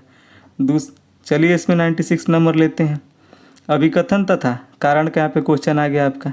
इसमें पहला है विजयनगर साम्राज्य में हाथियों का आयात श्रीलंका और बेगू से किया जाता था। तो यह सही है। इसमें कारण है भारत में उच्च कोटि की हाथियाँ नहीं मिलती थी। यह गलत है क्योंकि विजयनगर साम्राज्य के उत्तर में बहुमनियों का शासन था, इसलिए उत्तर भारत से हाथियों का व्यापार उनके द्वारा अवरुद्ध किया गया था, जिसके कारण विजयनगर साम्राज्य द्वारा हाथियों का आयात श्रीलंका और बेगू से किया जाता था। इसलिए यहाँ पे कारण गलत है तथा अभिकथन सही है। तो यानी यहाँ पे सी ऑप्शन सही हो जाएगा। चलिए नेक्स्ट क्वेश्चन देखते हैं। जहांगीर के संबंध में निम्न कथनों में से कौन सा कथन सत्य नहीं है? तो यहाँ पे सत्य नहीं है, ये बताना है आपको। जहांगीर ने पुर्तगाली फादर जेबियर से ईसाई धर्म की शिक्षा ग्रहण की। तो ये आपका सही है। इसमें दूसरा है वह दीपावली के अवसर पर जुआ खेलता था। यह भी सही है। इसके समय कांधार पर मुगलों का अधिकार बना रहा। तो यह गलत है। इसके समय पर कांधार पर मुगलों का अधिकार नहीं था। तो यही यहाँ पे सही हो जाएगा। चलिए नेक्स्ट क्वेश्चन लेते हैं। विपणन सत्र 2024-25 के लिए खरीफ उपज के लिए न्यूनतम समर्थन मूल्य की घोषणा सरकार द्वारा जून 2024 में की गई है। इसके संबंध में कौन सा इसमें आपका सही नहीं है, यह बताना है आपको। इसमें पहला है पिछले वर्ष की तुलना में इस वर्ष सर्वाधिक 983 रुपये प्रति क्विंटल की वृद्धि नाइजर सीड के न्यूनतम समर्थन मूल्य में की गई। तो यह आपका सही है। इसमें बी दिया गया है धान के समर्थन मूल्य में 170 रुपये की वृद्धि की गई है। यह भी सही है। वहीं पर तीसरा दिया गया है नए समर्थन मूल्य में लागत पर सर्वाधिक प्रतिशत प्रतिफल बाजरा पर किसानों को प्राप्त होगा, जो उसकी लागत पर 77% का प्रतिफल किसानों को उपलब्ध कराता है। तो यह भी सही है। इसमें आपका डी दिया गया है नए समर्थन मूल्य किस प्रकार निर्धारित किए गए हैं कि ताकि किसानों को उनकी उपज का अखिल भारतीय भारित औसत उत्पादन लागत का न्यूनतम दोगुना मूल्य प्राप्त हो सके। तो दोगुना की बात नहीं की गई है, यहाँ पे 1.5 गुना की बात की गई है। इसलिए यहाँ पे ऑप्शन नंबर डी सही हो जाएगा क्योंकि आपसे गलत पूछा गया था। चलिए नेक्स्ट क्वेश्चन लेते हैं।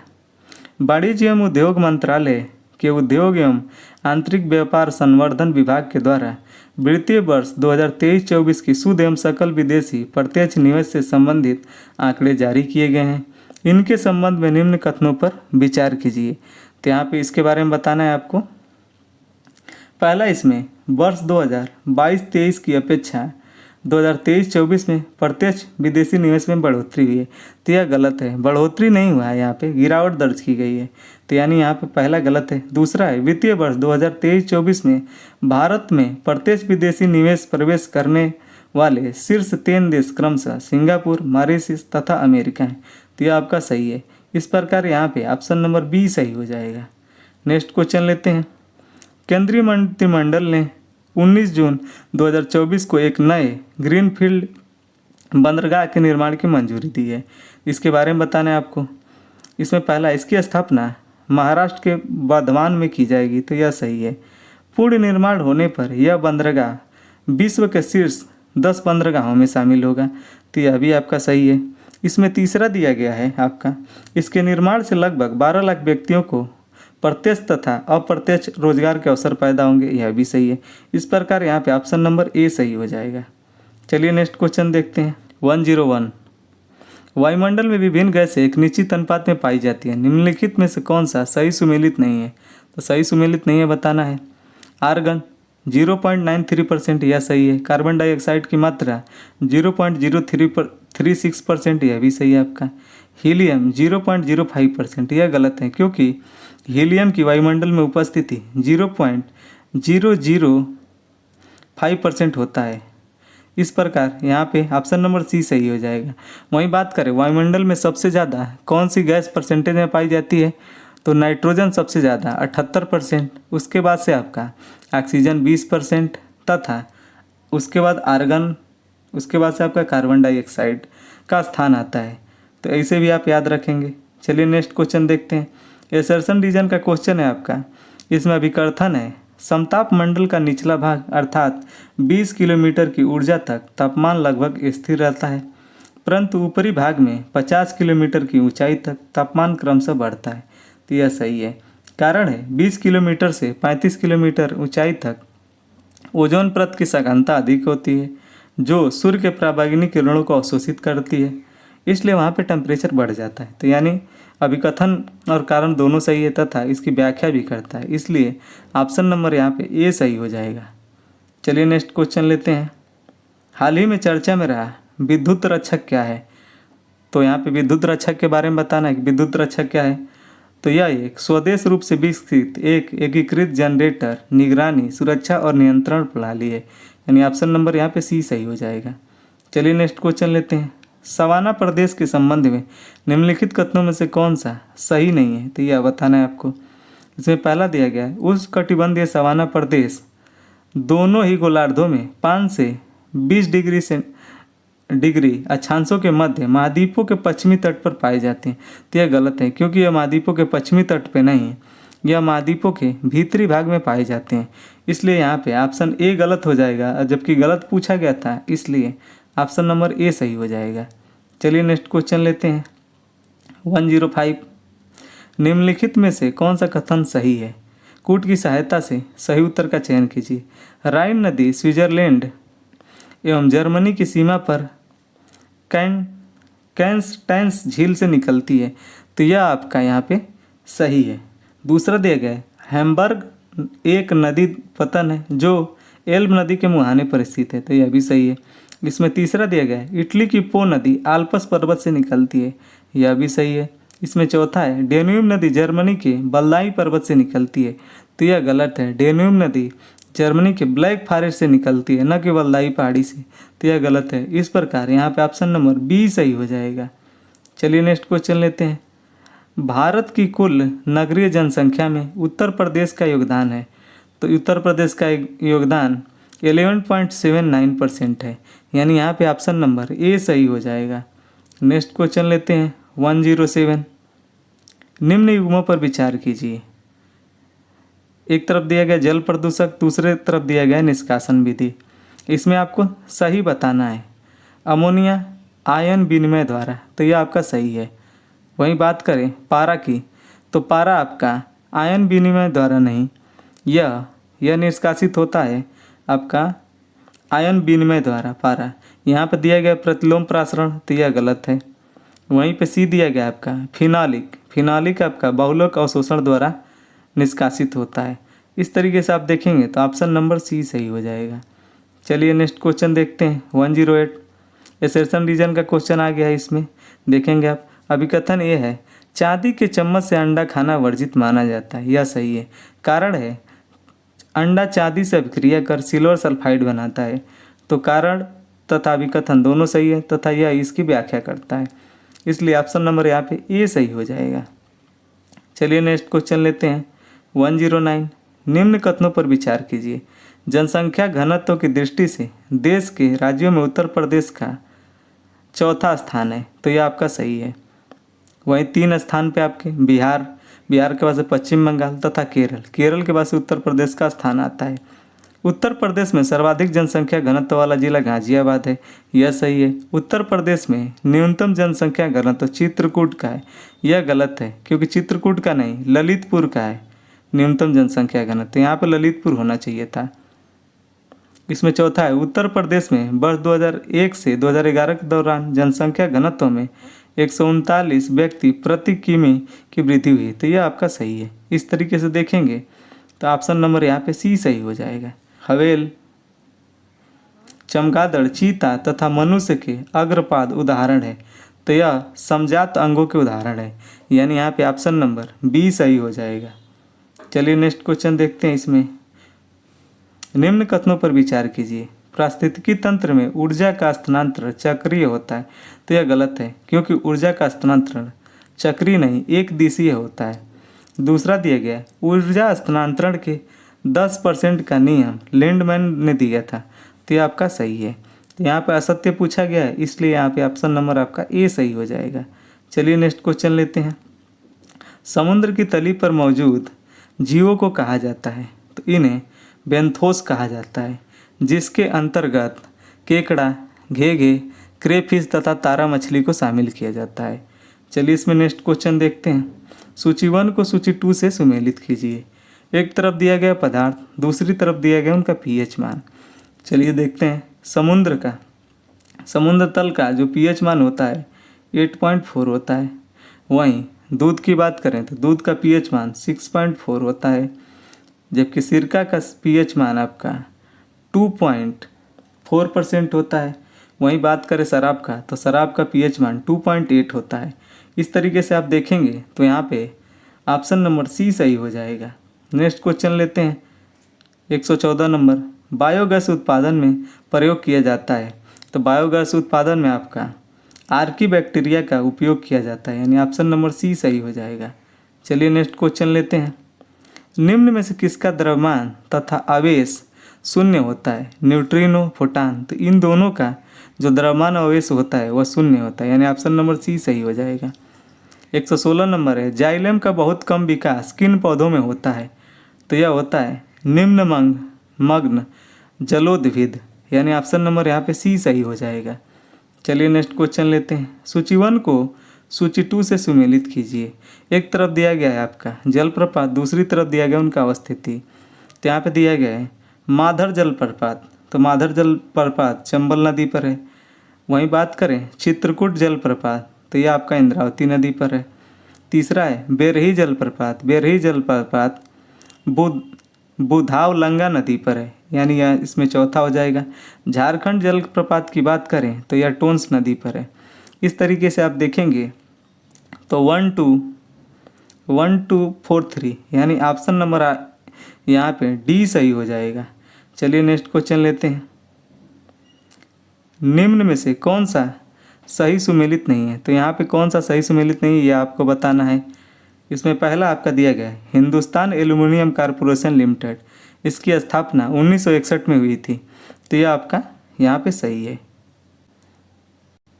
चलिए नेक्स्ट क्वेश्चन लेते हैं। एक तरफ दिया गया आपका कंपनी तथा दूसरी तरफ दिया गया इनका स्थापना वर्ष, इसमें कौन सही सुमेलित नहीं है ये आपको बताना है। पहला है हिंदुस्तान एल्युमिनियम कॉरपोरेशन लिमिटेड, यानी हिंडाल्को, इसकी स्थापना 1961, तो यह गलत है, क्योंकि इसकी स्थापना 1958 ईस्वी में हुआ था। दूसरा है Bharat aluminium company limited Balco, 1965, तो यह सही है। तीसरा इसमें नेशनल एल्युमिनियम कंपनी लिमिटेड यानी नाल्को, तो यह भी गलत है, क्योंकि इसकी स्थापना 1981 ईस्वी में हुआ था, इसलिए यहाँ पे सही नहीं सुमेलित है, आपको बताना है, यानी ऑप्शन नंबर यहाँ पे। मिट्टी के संबंध में निम्न कथनों में से कौन सा कथन सही नहीं है यह बताना है आपको। यह मिट्टी भारत के 16.6% भूभाग पर पाई जाती है, तो यह आपका सही है। इसमें दूसरा है इसका सर्वाधिक विकास महाराष्ट्र में हुआ है, यह भी सही है। इसमें नाइट्रोजन तथा फास्फोरस पदार्थों की अधिकता होती है, यह गलत है, क्योंकि इसमें इसकी अधिकता नहीं कमी होती है, डी है, तो इसलिए आपसे इस यहाँ पे गलत पूछा गया था, यानी ऑप्शन नंबर सी सही हो जाएगा। चलिए नेक्स्ट क्वेश्चन लेते हैं। 120 नंबर, पूर्वी तट के निम्नलिखित बंदरगाहों को उत्तर से दक्षिण के क्रम में व्यवस्थित करें। इसमें आपका दिया गया पांडिचेरी, कराईकल, नागपट्टनम तथा मामल्लपुरम। तो सबसे आपका उत्तरी बात करें तो सबसे उत्तर में आपका पड़ता है मामल्लपुरम, उसके बाद से आपका पड़ता है पांडुचेरी, पांडुचेरी के बाद से आपका आता है कराईकल, यानी 4 1 2 3, सबसे लास्ट में पड़ता है आपका नागपट्टनम, तो यानी ऑप्शन नंबर यहाँ पे ए सही हो जाएगा। नेक्स्ट क्वेश्चन लेते हैं।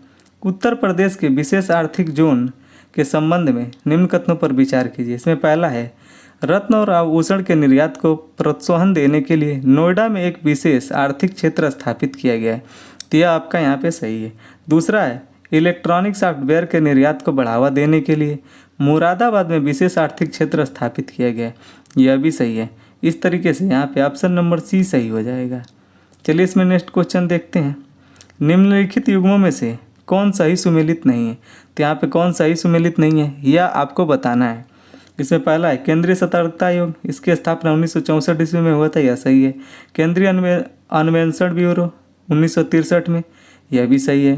प्रवर्तन निदेशालय 1956 में, यह भी सही है आपका। भ्रष्टाचार निरोधक कानून, यह गलत है क्योंकि इसकी स्थापना 1965 में नहीं 1988 ईस्वी में हुआ था। तो इस तरीके से यहाँ पे ऑप्शन नंबर डी सही हो जाएगा। चलिए नेक्स्ट क्वेश्चन लेते हैं। सूची 1 को सूची 2 से सुमेलित कीजिए। एक तरफ दिया गया आपका नृत्य, दूसरी तरफ दिया गया इनका क्षेत्र। ख्याल नृत्य तो यह बुंदेलखंड से संबंधित है। घड़ा नृत्य की बात करें तो यह आपका वज्र क्षेत्र से संबंधित है। वहीं पे जोगनी नृत्य की बात करें तो जोगनी यह आपका अवध से संबंधित है। वहीं पे नगटैरा यह आपका पूर्वांचल से संबंधित है। इस तरीके से देखेंगे तो यहाँ पे ऑप्शन नंबर बी सही हो जाएगा। चलिए नेक्स्ट क्वेश्चन लेते हैं। अभिकथन तथा कारण का क्वेश्चन है। अभिकथन दिया गया है सौर ऊर्जा तथा उत्पादन के क्षेत्रीय प्रारूप में घनिष्ठ संबंध होता है, यह सही है। पारिस्थितिकी तंत्र की उत्पादकता मुक्त सौर ऊर्जा द्वारा नियंत्रित होती है, तो यह भी सही है। तथा यह अभिकथन की व्याख्या भी करता है। इस प्रकार यहाँ पे ऑप्शन नंबर ए सही हो जाएगा। चलिए नेक्स्ट क्वेश्चन लेते हैं। उत्तर प्रदेश में सहभागी वन प्रबंधन संस्थान चलाई जा रही है, तो यह जापान के सहयोग से चलाई जा रही है, यानी ऑप्शन नंबर ए सही हो जाएगा। चलिए नेक्स्ट क्वेश्चन लेते हैं। यहाँ से करंट अफेयर के क्वेश्चन स्टार्ट हो जाएंगे। मार्च 2024 में किस राज्य में देश का पहला ऑयल पाम प्रोसेसिंग संयंत्र प्रारंभ किया गया? तो यह आपका अरुणाचल प्रदेश में प्रारंभ किया गया, यानी ऑप्शन नंबर ए सही हो जाएगा। नेक्स्ट क्वेश्चन लेते हैं। मार्च 2024 में मनाए गए विश्व प्रसन्नता दिवस के संबंध में निम्नलिखित कथनों पर विचार कीजिए। इस अवसर पर जारी रिपोर्ट के अनुसार विश्व का सबसे खुशहाल देश फिनलैंड है, तो यह आपका सही है। दूसरा इसमें भारत विश्व के खुशहाल देशों में 126वें स्थान पे है, तो यह भी सही है। इस प्रकार से यहाँ पे ऑप्शन नंबर सी सही हो जाएगा। नेक्स्ट क्वेश्चन है। मार्च 2024 में भारतीय अंतरिक्ष अनुसंधान संगठन इसरो द्वारा पुनः प्रयोज्य प्रक्षेपण यान RLV से जुड़े तीसरे मिशन का सफलतापूर्वक संचालन किया गया। इसका नाम है, तो इसका नाम है आपका पुष्पक, यानी ऑप्शन नंबर बी सही हो जाएगा। नेक्स्ट क्वेश्चन है। मार्च 2024 में किस देश से अपने नागरिकों को बचाने हेतु भारत सरकार द्वारा ऑपरेशन इंद्रावती शुरू किया गया? तो यह आपका हैती से बचाने के लिए ऑपरेशन इंद्रावती शुरू किया गया है। इसमें नेक्स्ट क्वेश्चन है आपका। मार्च 2024 में संयुक्त राष्ट्र विकास कार्यक्रम द्वारा जारी मानव विकास सूचकांक 2023-24 में भारत का कौन सा स्थान है? तो भारत का स्थान इसमें 134वां है। वहीं बात करें 2022-23 में तो इसको 132वां स्थान प्राप्त हुआ था। चलिए नेक्स्ट क्वेश्चन लेते हैं। मार्च 2024 में भारत के किस पड़ोसी देश नेपाल द्वारा पर्यटन उद्योग को बढ़ावा देने के उद्देश्य से निम्नलिखित में से किस शहर को पर्यटन राजधानी घोषित किया गया? तो नेपाल द्वारा पोखरा को पर्यटन राजधानी के रूप में घोषित किया गया। चलिए इसमें नेक्स्ट क्वेश्चन लिखते हैं। मार्च 2024 में भारत एवं किस देश के मध्य लामितीय 2024 नामक संयुक्त अभ्यास प्रारंभ किया गया? तो आपका सेशल्स और भारत के बीच किया जाता है, यानी ऑप्शन नंबर ए सही हो जाएगा। चलिए नेक्स्ट क्वेश्चन लेते हैं। मार्च 2024 में निम्नलिखित में से किस भारतीय लेखक को जलवायु संकट एवं प्रकृति के साथ मानवीय संबंधों पर अपने योगदान हेतु इरास्मस पुरस्कार 2024 से सम्मानित किया गया? तो यह अमिताभ घोष को किया गया था, यानी ऑप्शन नंबर ए सही हो जाएगा। चलिए नेक्स्ट इसमें क्वेश्चन लेते हैं। मार्च 2024 में निम्नलिखित में से कौन सा एक विधवा पुनर्विवाह प्रोत्साहन योजना प्रारंभ करने वाला प्रथम भारतीय राज्य बना है? तो यह आपका झारखंड के द्वारा किया गया, यानी ऑप्शन नंबर डी सही हो जाएगा। नेक्स्ट है इसमें। मार्च 2024 में भारत के किस राज्य केंद्र शासित प्रदेश में पशु तस्करी को रोकने के लिए ऑपरेशन कामधेनु चलाया गया? तो यह आपका जम्मू कश्मीर में चलाया गया था, यानी ऑप्शन नंबर यहाँ पे सी सही हो जाएगा। चलिए नेक्स्ट क्वेश्चन लेते हैं। निम्न युग्मों में से कौन सा सही सुमेलित है? बताना एक तरफ दिवस एक तरफ तिथि है। विश्व वन्य जीव दिवस 3 मार्च को, यह सही है। विश्व वानिकी दिवस 21 मार्च को, यह भी सही है। विश्व जल दिवस 22 मार्च को, यह भी सही है। तो यहाँ पे जितने विकल्प दिए गए हैं सारे सही है, इसलिए ऑप्शन नंबर यहाँ पे डी सही हो जाएगा। चलिए नेक्स्ट क्वेश्चन लेते हैं। मार्च 2024 में नागरिकों को वित्तीय धोखाधड़ी से बचाने हेतु भारत सरकार द्वारा किस नाम से एक डिजिटल प्लेटफॉर्म लॉन्च किया गया? तो यह आपका चक्षु, यानी ऑप्शन नंबर यहाँ पे सी सही हो जाएगा। नेक्स्ट क्वेश्चन है, मार्च 2024 में सुप्रीम कोर्ट के किस पूर्व न्यायाधीश को लोकपाल का अध्यक्ष नियुक्त किया गया? तो यह थे A.M. खानविलकर, यानी ऑप्शन नंबर यहाँ पे ए सही हो जाएगा। नेक्स्ट क्वेश्चन चलिए देखते हैं। मार्च 2024 में मुंबई भारत में आयोजित मिस वर्ल्ड 2024 प्रतियोगिता में किस देश की क्रिस्टीना पिस्कोवा ने यह खिताब जीता था मिस वर्ल्ड का? तो यह थी चेक गणराज्य की, यानी ऑप्शन नंबर यहाँ पे सी सही हो जाएगा। चलिए नेक्स्ट क्वेश्चन लेते हैं। मार्च 2024 में किस यात्री विमानन कंपनी द्वारा समा 2.0 नाम से विश्व की पहली AI एयर होस्टेज प्रस्तुत किया गया था? तो यह आपका कतर एयरवेज द्वारा यह ऐसा किया गया था, यानी ऑप्शन नंबर बी सही हो जाएगा। चलिए नेक्स्ट क्वेश्चन लेते हैं। निम्नलिखित में से किस भारतीय उद्योगपति को मार्च 2024 में ब्रिटेन के राजा चार्ल्स द्वारा नाइट की उपाधि प्रदान की गई थी? तो ये थे सुनील भारती मित्तल, यानी यहाँ पे ऑप्शन नंबर डी सही हो जाएगा। चलिए नेक्स्ट क्वेश्चन लेते हैं। 142 नंबर, मार्च 2024 में किस देश की यात्रा के दौरान भारत के प्रधानमंत्री नरेंद्र मोदी को उस देश के सर्वोच्च सम्मान ऑर्डर ऑफ द ड्रैक ग्यालपो से सम्मानित किया गया? तो यह भूटान का सर्वोच्च सम्मान है जिसे सम्मानित किया गया, यानी ऑप्शन नंबर यहाँ पे ए सही हो जाएगा। चलिए नेक्स्ट क्वेश्चन लेते हैं। हाल ही में केंद्रीय कौशल विकास एवं उद्यमिता मंत्रालय द्वारा किन 2 शहरों में ड्रोन दीदी योजना की पायलट परियोजनाओं के संचालन हेतु महिंद्रा एंड महिंद्रा लिमिटेड के साथ एक समझौता ज्ञापन पर हस्ताक्षर किया गया? तो यह नोएडा एवं हैदराबाद के बीच, यानी इसमें ऑप्शन नंबर ए सही हो जाएगा। चलिए नेक्स्ट क्वेश्चन लेते हैं। मार्च 2024 में निम्नलिखित में से कौन सा भारतीय पैरा ओलंपिक समिति के नए अध्यक्ष चुने गए? तो वे थे देवेंद्र झाझरिया, यानी ऑप्शन नंबर यहाँ पे ए सही हो जाएगा। चलिए नेक्स्ट क्वेश्चन लेते हैं। 145 नंबर, मार्च 2024 में ओपन AI द्वारा किसके साथ मिलकर AI सुपर कंप्यूटर स्टारगेट विकसित किया गया? तो स्टारगेट आपका माइक्रोसॉफ्ट के साथ मिलकर किया गया है, यानी ऑप्शन नंबर यहाँ पे बी सही हो जाएगा। चलिए नेक्स्ट क्वेश्चन लेते हैं।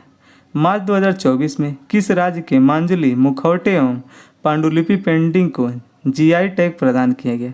तो यह असम का है।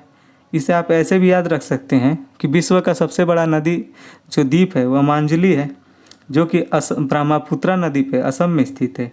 तो इससे भी आप ध्यान रख सकते हैं। चलिए इसमें नेक्स्ट क्वेश्चन देखते हैं।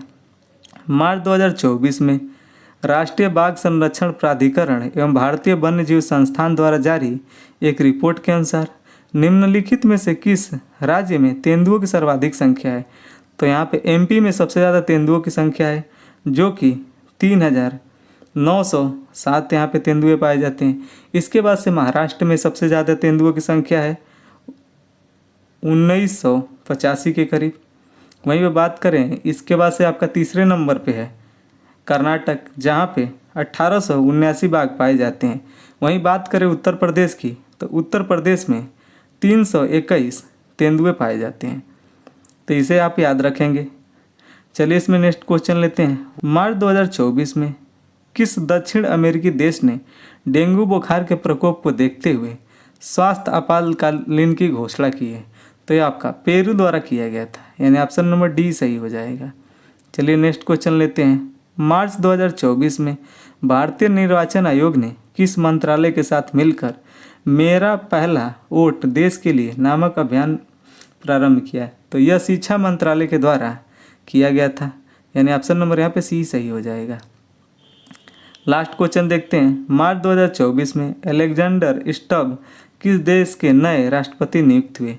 तो यह हुए थे आपके फिनलैंड के, यानी ऑप्शन नंबर यहाँ पे बी सही हो जाएगा। Thank you for watching. दोस्तों चैनल को लाइक शेयर तथा सब्सक्राइब करना न भूलें।